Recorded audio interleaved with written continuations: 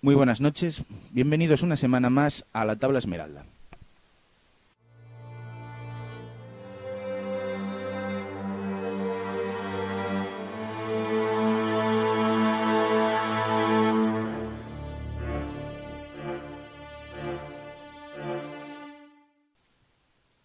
En el programa de esta noche hablaremos sobre la enigmática figura del vampiro y sobre toda la mitología existente alrededor de la misma.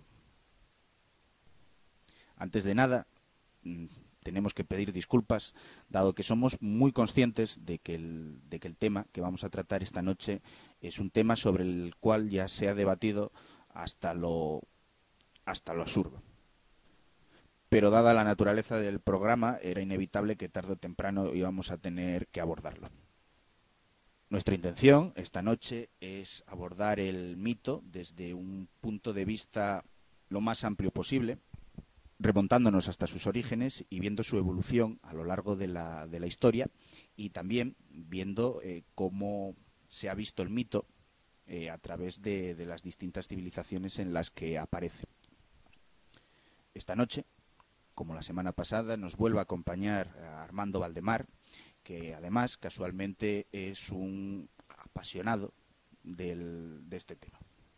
Buenas noches, Armando. Buenas noches, Alberto. Un placer estar aquí otra vez con vosotros. Lo primero que deberíamos tratar al abordar este tema debería de ser una explicación, o a grosso modo, de lo que es un vampiro. Si bien la explicación o la descripción que se suele dar de los vampiros es algo que va cambiando según vamos pasando de un folclore a otro, sí podríamos decir que en líneas generales un vampiro sería una criatura que se alimenta de la esencia vital de otros seres vivos para mantenerse activo. El mito del vampiro es a día de hoy ya un mito arquetípico. Cuando nos referimos a que se trata de un mito ya arquetípico, es porque nos lo encontramos a lo largo y ancho del mundo. Es probable que no haya existido a lo largo de la historia civilización la cual no haya contenido en su mitología dicha figura. Es por ello quienes han querido ver en esta oscura figura una representación de la sombra como arquetipo primordial en el inconsciente colectivo, según teorías del psicoanalista Carl Gustav Jung. Aunque si bien él no lo incluye de una manera directa en sus estudios, vendría a formar parte del conjunto de arquetipos universales relacionados con la muerte. Centrándonos en la etimología de la palabra vampiro, podemos decir que es una palabra que empezó a ser usada en Europa de manera generalizada en el siglo XVIII y la cual se incluye por primera vez en la lengua española en la 9ª edición del Diccionario de la Real Academia de 1843. La palabra vampiro derivaría de la francesa e inglesa vampire, que a su vez derivaría de la eslava y alemana vampir, que esta a su vez derivaría de oper, un término proveniente del eslavo arcaico. Dicho término, remontándonos hasta sus orígenes, contiene una serie de significados los cuales varían desde ser volador, beber o chupar y lobo. No obstante, como conclusión, podemos deducir que la etimología de dicha palabra cuanto menos no está clara. De todas formas, vampiro no sería el único nombre con el que referirse a estos enigmáticos personajes, sino que existen otros tales como brucolaco, que provendría del griego bricolacas, y también otros más conocidos como Nosferatu, del griego nosoforo, portador de enfermedad, y Strigoi, fundamentalmente gracias al cine, de Europa y los Balcanes. Ahora Armando procederá a darnos una breve descripción de las características que configuran a dicho personaje. Bueno, hoy aquí vamos a centrarnos un poco en los atributos mitológicos del arquetipo de vampiro más cercano a nosotros a nivel europeo. Tradicionalmente se juraba y se perjuraba que un vampiro era una suerte de espectro o de ser de ultratumba que, tras una muerte violenta o un pasado malévolo, se alzaba de nuevo para atacar a los vivos y resolverles la vida. tradicionalmente en la forma de la sangre o en raras excepciones de la propia carne de la víctima o de su aliento o su espíritu. Se suponía que aparecían en épocas de hambrunas, de pestes y plagas, y casi como un heraldo de la muerte, confundiéndose de día con los propios cadáveres del cementerio, pero traicionado por su propia dieta, la cual lo mantenía colorado y vigoroso, con largas uñas y cabello crespo y salvaje. Se decía que se cebaba en la tragedia humana, abundando y medrando en épocas de pestes y plagas. Tenía además poderosas capacidades sobrehumanas, tales como enorme fuerza, velocidad, resistencia física y un mordisco venenoso por el cual pasaba su maldición. Y, por supuesto, como donde hay blanco y negro, no estaban exentos de tabúes o puntos débiles. Los símbolos religiosos, los espejos, el agua, ya fuera bendita o no, el ajo y la fuente y la luz muy potente y la luz diurna podían espantarlos, debilitarlos o incluso matarlos. Según fuera de fuerte el vampiro en cuestión y según la tradición a la que nos queramos aferrar. Pese a que estábamos, como decíamos, hablando de las características del vampiro más europeo, la descripción de cada uno de estos seres varía muchísimo de una región a otra. Igual que hemos escuchado antes a mi compañero Alberto especificar algunos nombres a vuela pluma de completamente diferentes unos de otros, también las características son muy particulares. Lo que sí está claro en todas las tradiciones es que se considera que fueron humanos, pero que ahora están en un estado intermedio entre la vida y la muerte. Se les llama no muertos por ello. Eso no quiere decir que sean cadáveres que andan, no son cascarones animados, eso sería más bien el concepto moderno de zombie, sino que son criaturas que están en un limbo existencial entre este mundo y el otro. Esta propia naturaleza especial que tienen les da una serie de capacidades y de características que, si bien ya enumeré yo antes, querría matizar según un poco las diferentes regiones en donde se tiene constancia, entre comillas, de que hayan existido. Entre los eslavos y los griegos y los pueblos de Europa del Este, se considera que un cadáver desenterrado era un vampiro si el cuerpo estaba hinchado y le salía sangre por la boca o la nariz, presuntamente de sus víctimas. Como también dije antes, si las uñas, el pelo y los dientes eran más largos que cuando había sido enterrado, o parecía tener un aspecto más saludable de lo esperado, también era signo de vampirismo. En la propia Transilvania, en Rumanía, se consideraba también que los vampiros eran cadáveres o demonios dentro de cadáveres, flacos, pálidos y con largas uñas y colmillos puntiagudos, sobre todo los caninos. En Bulgaria y en Polonia, por en cambio, se considera que solo tienen un orificio nasal y un aguijón en la punta de la lengua. Luego también los vampiros están considerados como seres polimórficos, una especie de un tipo de atribuciones que solo se suelen ver en los duendes de la mitología céltica, mitología nórdica, y se les da la capacidad de transformarse en animales, normalmente en animales más totémicos para ellos, como son los murciélagos o los cánidos, pero también llegan referencias a leyendas en las que vampiros se transforman en gatos, perros, ovejas o incluso en caballos. Aunque la forma más común es con de las que cité, de murciélago y lobo y en niebla. Está considerada como algo bastante canónico cuando nos ponemos a investigar en la figura del vampiro, y como, bueno, prácticamente todo el mundo, sobre todo a nivel en Occidente, sabe que los vampiros se alimentan de sangre, según este arquetipo específico, aunque también se les considera antropófagos. Como ya dije antes, a veces no solo era el beber la sangre, sino la consunción del propio tejido con todo lo que conlleva. Ya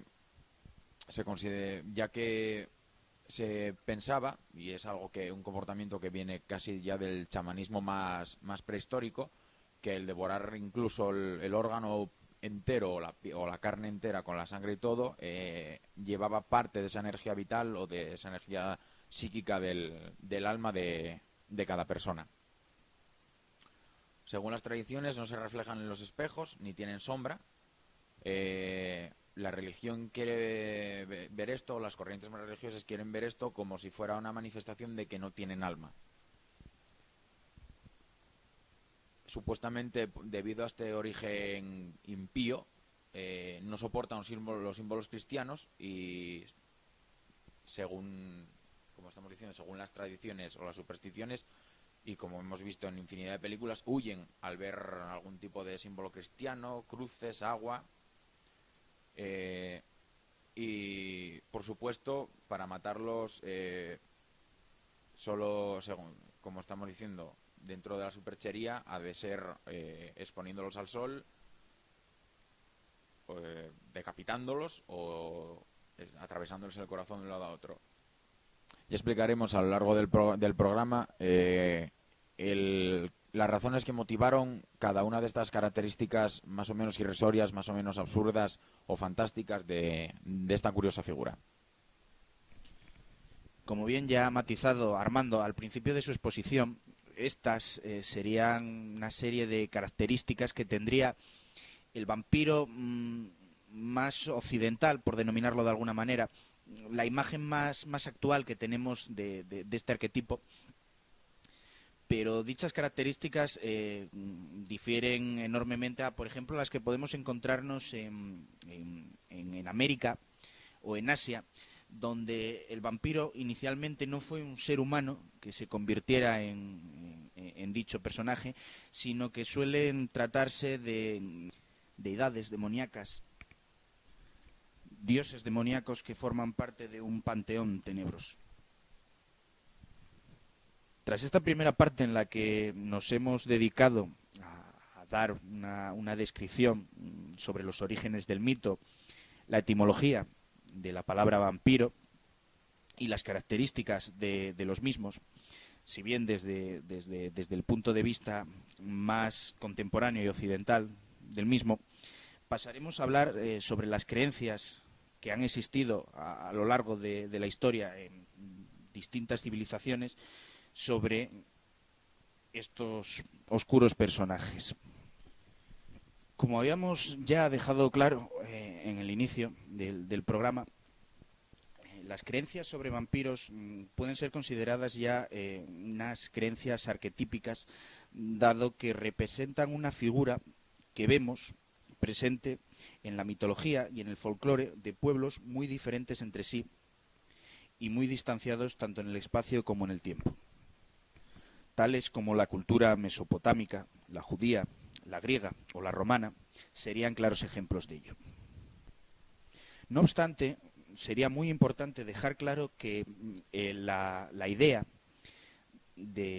como concepto de vampiro que tenemos actualmente, que provienen del este de Europa en el siglo XVIII, poco tiene que ver con estos vampiros primigenios que vamos a ver ahora mismo.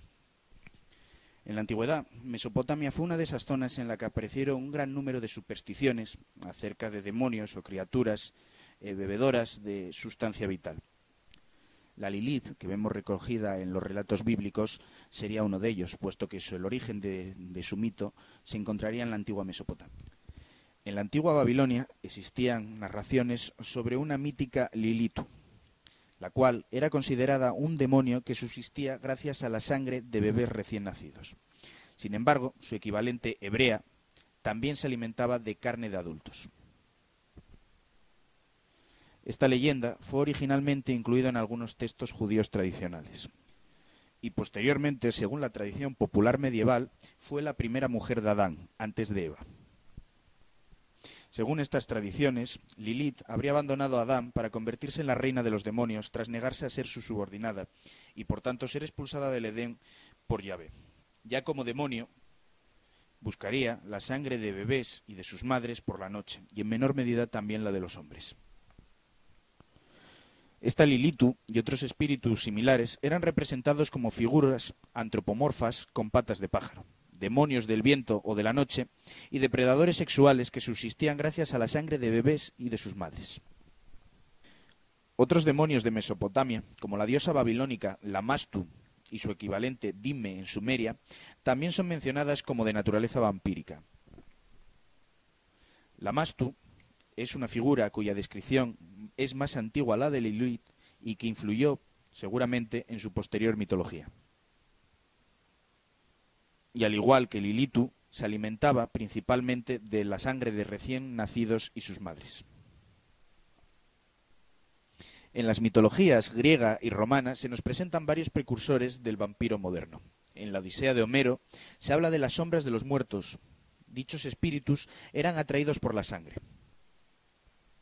Siguiendo dentro de la mitología griega, nos encontramos con personajes como Empusa y Lamia, ambas relacionadas con la diosa del inframundo Hécate. Ambas criaturas demoníacas que se alimentaban de la sangre de bebés, mujeres y hombres durante la noche, mientras estos dormían. Podemos destacar la tendencia existente en relacionar la figura del vampiro con el género femenino. Por otra parte, la mitología romana nos traía las larvae y los lémures, que no eran sino espíritus que regresaban de la muerte. En África nos encontramos con diversas regiones donde existen cuentos dentro del folclore en los que aparecen seres similares a los vampiros. Así, en África Occidental nos encontramos con el Asambosam, una criatura arborícola con dentadura de hierro.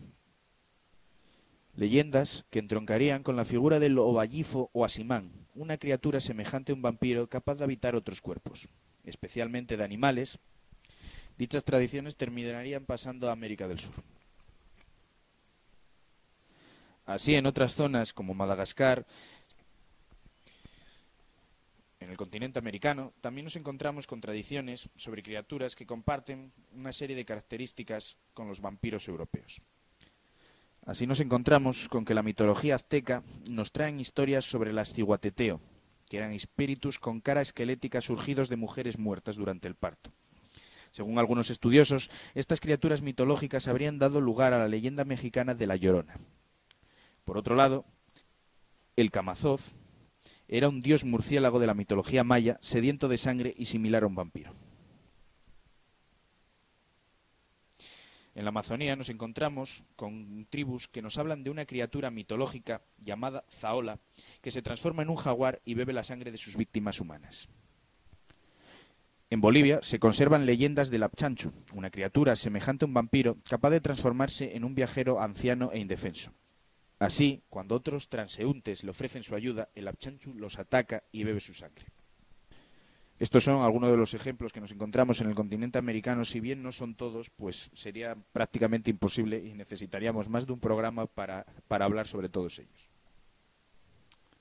En Asia nos encontraríamos con los Yanxi, a veces llamados vampiros chinos por los estudiosos occidentales, de los cuales nos cuenta la tradición que se crean cuando el alma de una persona no abandona el cuerpo del difunto.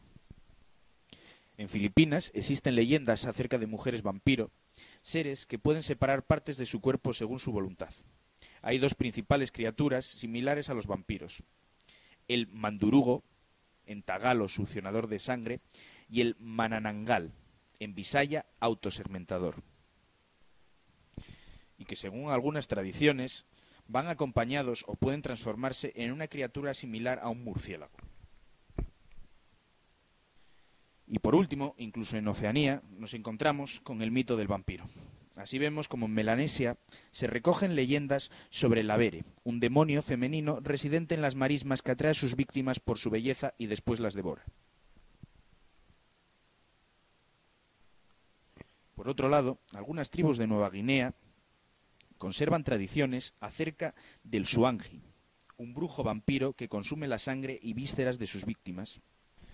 Con todo esto, vemos la universalidad del mito presente en absolutamente todos los continentes, si bien, como ya habíamos especificado en un principio, las descripciones y las atribuciones que se le dan a cada uno de estos personajes varía enormemente. Tras haber visto la extensión de la figura del vampiro a lo largo del mundo, ahora vamos a pasar a tratar sobre otro tema, el cual resulta muy interesante dentro del estudio de este mito, que es el de su enfoque desde un punto de vista médico.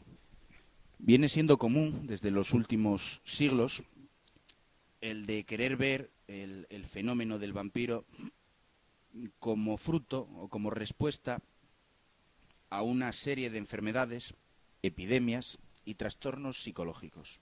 Sobre todo ello nos va a hablar Armando.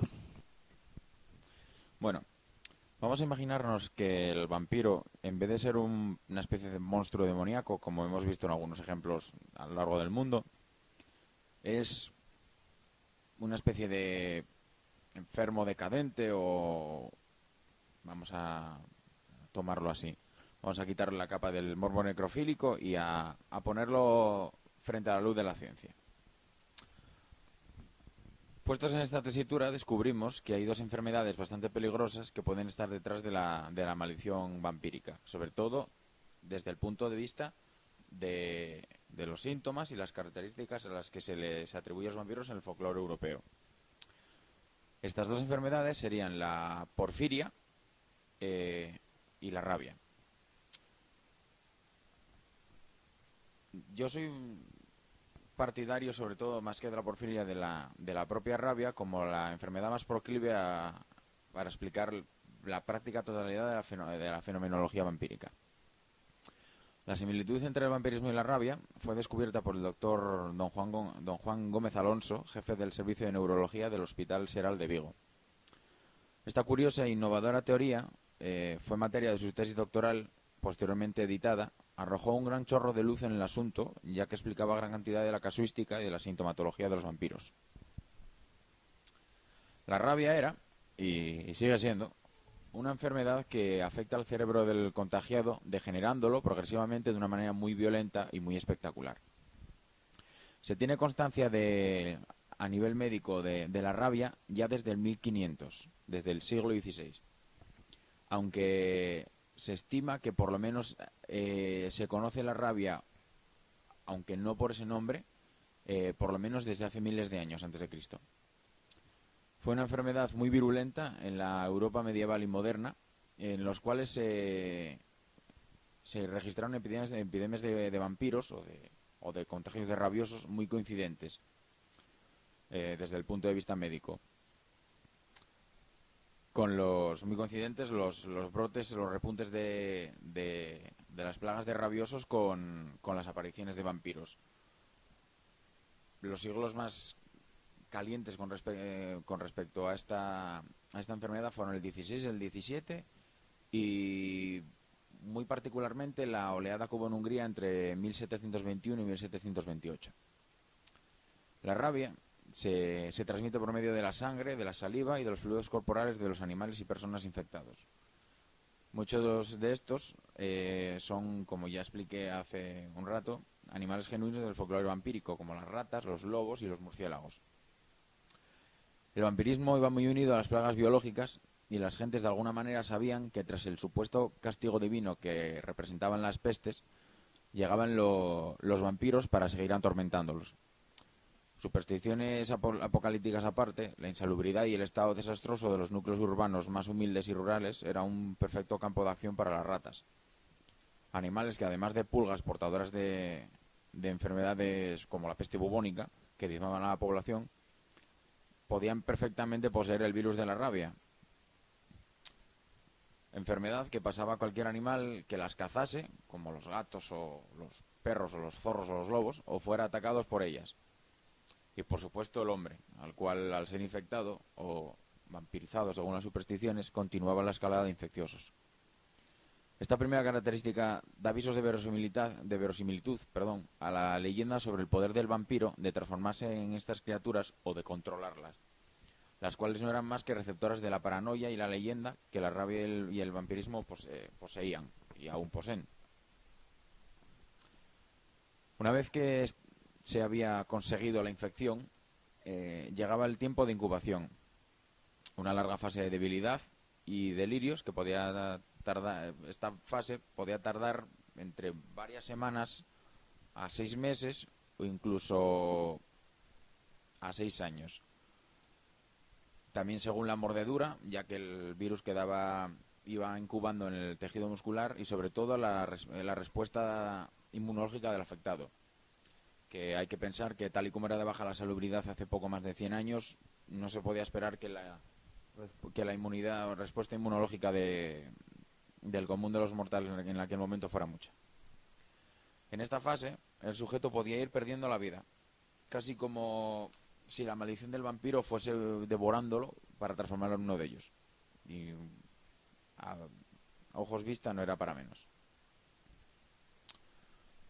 Una vez que la fase de incubación, este periodo largo, en semanas o en meses, se activaba, en una semana los allegados al futuro vampiro, vamos a poner entre comillas, veían como un terror e impotencia, como su ser querido era hostigado por fuerzas siniestras en forma de dolores y hormigueos musculares muy fuertes, fiebres, fatigas, hambre, inapetencia, delirios paranoicos, terrores nocturnos, en fin, una fase de incubación terrible. Esta fase solía durar una semana, más o menos.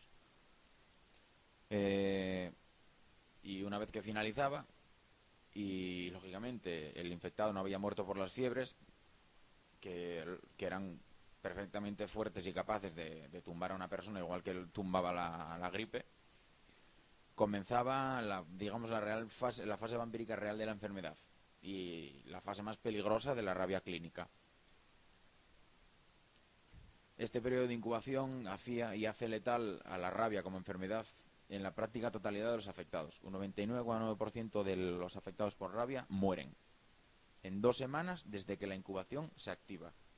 Y el proceso de incubación, ya como ya dije, va de varias semanas a 6 meses o incluso llega a 6 años. Pero una vez ese proceso de incubación arranca, en 2 semanas el rabioso muere.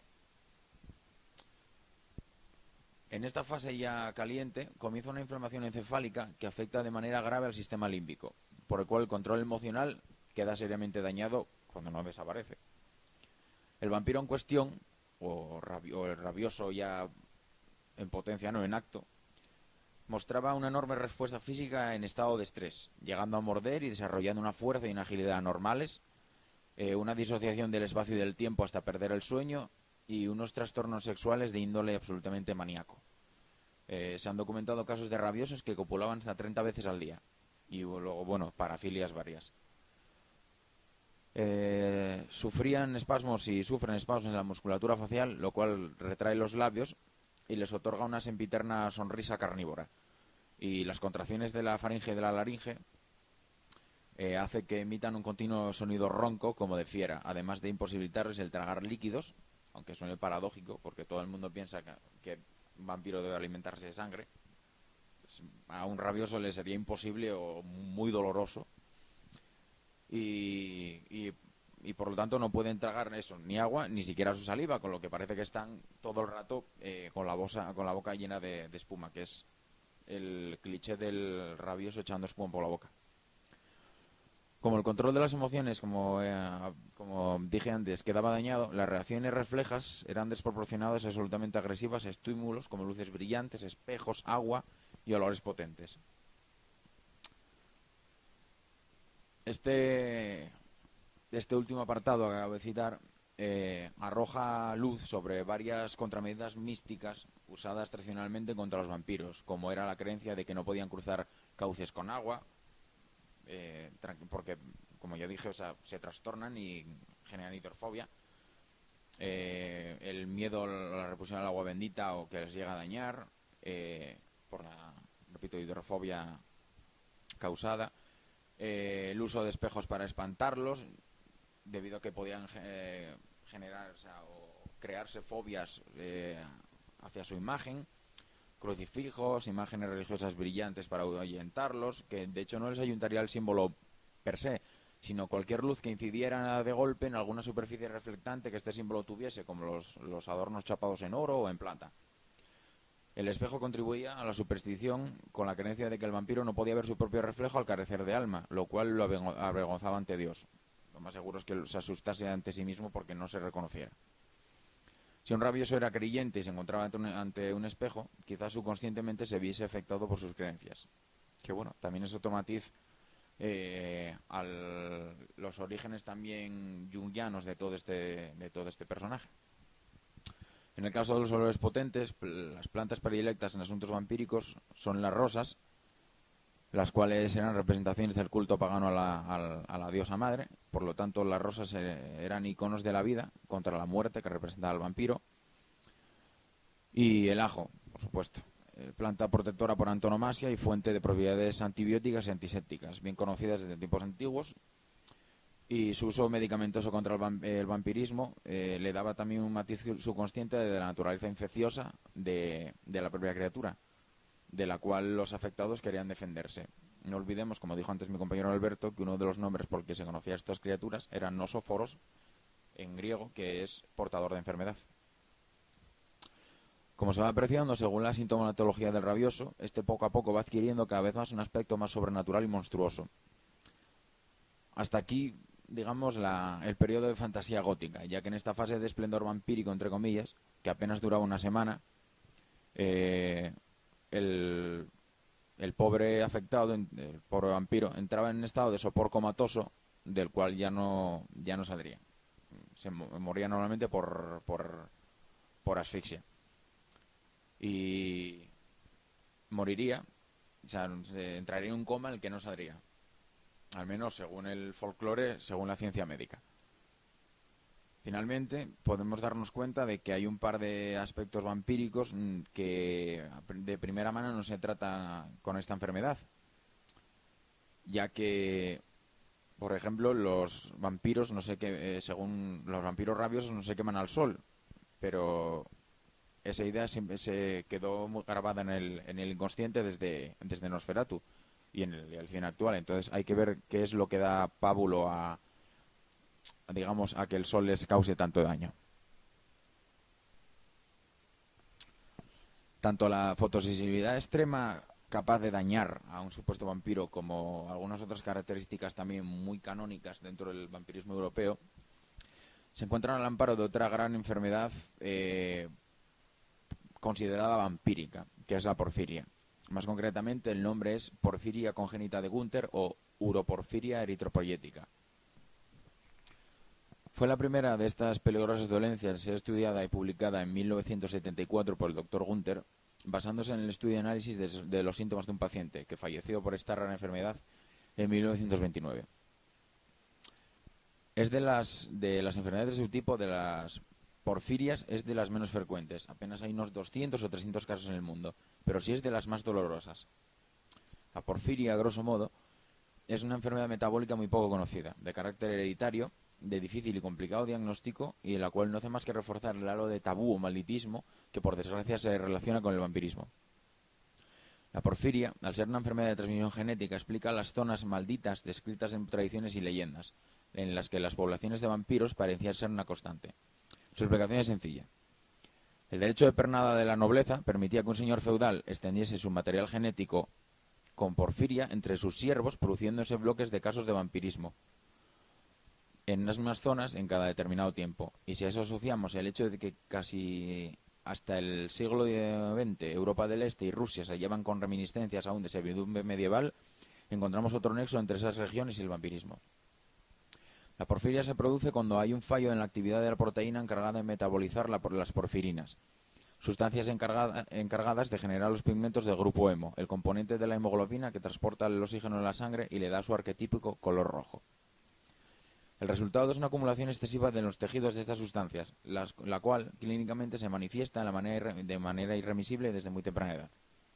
La piel y los tejidos van degenerándose y deteriorándose en extremo, de manera dolorosa y sin marcha atrás, lo cual trae problemas de toda la índole, desde físicos hasta psicológicos, signos y complicaciones que coinciden con ciertas características del vampiro tradicional. Quizás la característica más evocadora de los vampiros, aunque no aparezca en las tradiciones anteriores a la Edad Media, ojo, es la fotosensibilidad. Quizás una de las imágenes arquetípicas es la del vampiro huyendo a la luz del día. En esto hay que matizar una cosa.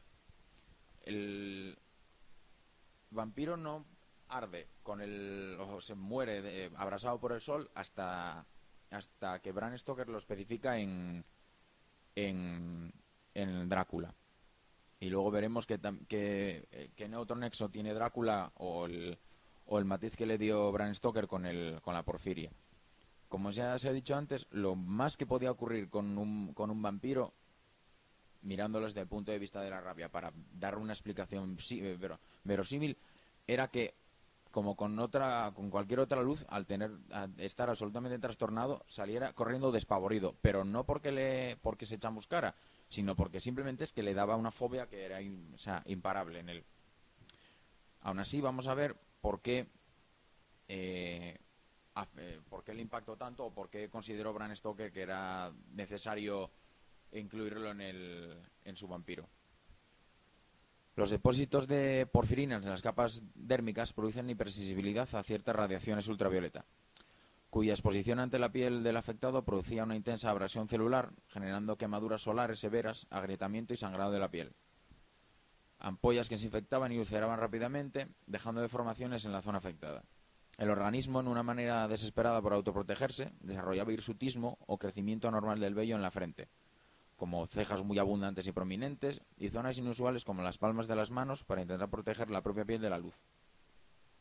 Hasta aquí, y para no extendernos más con tanta palabrería científica, dejar estas pinceladas para que el público vea que, incluso aún no teniendo todo el halo de sobrenaturalidad, los vampiros, incluso explicados científicamente, siguen teniendo toda la magia inherente del arquetipo que representan. Muchas gracias, Armando, por una exposición tan completa y erudita. Bueno, hemos visto los orígenes del mito del vampiro, las distintas vertientes o visiones sobre el mismo a lo largo del mundo.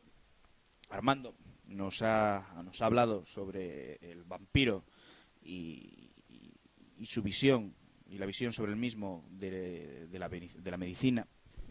Y ahora creemos oportuno pasar a hablar de personajes que a lo largo de la historia han venido a ser identificados como vampiros.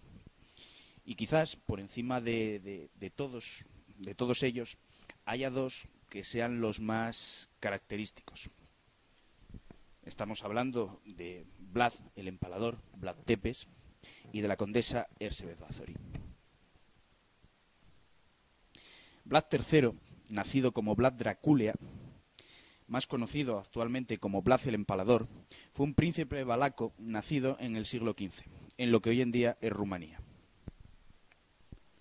Dicho personaje ha pasado a la historia como la fuente de inspiración para el escritor irlandés Bram Stoker del personaje del conde Drácula. Si bien parece que a día de hoy dicha inspiración podría no encontrarse en el noble rumano. El apodo con el que ha pasado a la posteridad, el de Tepes, que significa en nuestro idioma empalador, indica la predilección que tenía por este método de tortura y de ejecución. Supuestamente entre 40.000 y 100.000 personas murieron de esta manera o a través de otros medios de tortura a manos de los hombres de Vlad el Empalador, durante los 7 años que duraron sus sucesivos reinados. Es precisamente de este sangriento reinado de donde procede la leyenda negra que le ha hecho pasar a la historia. Su apellido, el de Dracul, que heredó de su padre, y el cual, a día de hoy, a raíz de la novela de Bram Stoker, ha pasado a ser identificado con Drácula, proviene de una orden de caballería a la que pertenecía el padre de Vlad. Dicha orden era la Orden del Dragón, cuyo símbolo fue interpretado por los rumanos con el del demonio, que en rumano significa Dracul. Con todo, y a pesar de la visión occidental que podemos tener a día de hoy de este personaje, es considerado un héroe nacional en su país de origen, Rumanía, y en 1976 el gobierno comunista de Nicolae Ceausescu lo declaró héroe de la nación al cumplirse el 5º centenario de su muerte. Al fin y al cabo, consiguió mantener cierta independencia de un estado muy pequeño como lo era Valaquia en el siglo XV, de dos grandes poderes de la época como lo eran el Reino de Hungría y el Sultanato otomano. El otro gran icono histórico relacionado con la figura del vampiro sería la condesa Elizabeth Bathory, o Erzsébet Bathory, una aristócrata húngara perteneciente a una de las familias más poderosas de su país, la cual vivió desde finales del siglo XVI y principios del siglo XVII. Esta noble ha pasado a la historia por haber sido acusada, juzgada y condenada de ser la responsable de una serie de crímenes motivados por su obsesión por la belleza, que le han valido el sobrenombre de la Condesa Sangrienta. Se la considera responsable de la muerte de 630 personas. Según la leyenda, y siempre según la leyenda, la condesa, obsesionada por su belleza y por la conservación de la misma, habría utilizado la sangre de sus jóvenes sirvientas y pupilas para mantenerse joven en una época en la que una mujer que ya pasaba de los 40 años se acercaba peligrosamente a la ancianidad. No obstante, en la actualidad hay autores que se decantan porque dichos crímenes atribuidos a la condesa bien pudieran haber sido invenciones de sus enemigos en un contexto político muy complejo para buscar su perdición y muerte. Porque, como ya hemos señalado al principio de la exposición sobre esta mujer, se trataba de una de las nobles más ricas y con unos feudos más extensos del Reino de Hungría. Estos dos personajes de los que acabamos de hablar, si bien podríamos citar a otros muchos, como Gilles de Ré o el vampiro de Düsseldorf, serían los dos personajes fundamentales que a lo largo de la historia han venido a verse vinculados con la figura del vampiro. Si bien resultaría muy interesante poder abordar estos otros personajes que acabo de citar, carecemos de tiempo físico para ello, aunque quizás podamos abordar el tema en otro programa, dado que han quedado cosas en el tintero por contar en este. Ejemplo de ello sería el vampiro en la literatura, cuyas raíces se hundirían hasta el primera mitad del siglo XVIII, donde se desata una auténtica fiebre del vampirismo que se extendió por toda Europa, por donde comenzaron a circular extrañas y perturbadoras historias sobre exhumaciones de vampiros, las cuales, según los relatos de la época, contaban supuestamente con testigos académicos y jurídicos que confirmaban tales historias, las cuales solían tener por escenario habitual la Europa del Este. Uno de estos relatos, uno de los más famosos de todos los tiempos, por la cantidad de personas involucradas que hubo en él y el carácter serio de las investigaciones, y porque fue el detonante de la popularización de la palabra vampirus, fue el del serbio Arnold Paole. El caso de Arnold Paole daría el solo para al menos un par de programas, por todo el entramado detectivesco que se dispuso a su alrededor. Pero en pocas palabras, fue el supuesto culpable, en la forma de vampiro o de espectro malévolo, de la muerte de 5 personas y varias cabezas de ganado allá por la Serbia de 1732, solo 5 años después de su muerte accidental. Su caso fue estudiado por médicos, oficiales militares del Imperio Austrohúngaro e impresionó por su veracidad a figuras como Rousseau, Montague Summers o Colin Wilson.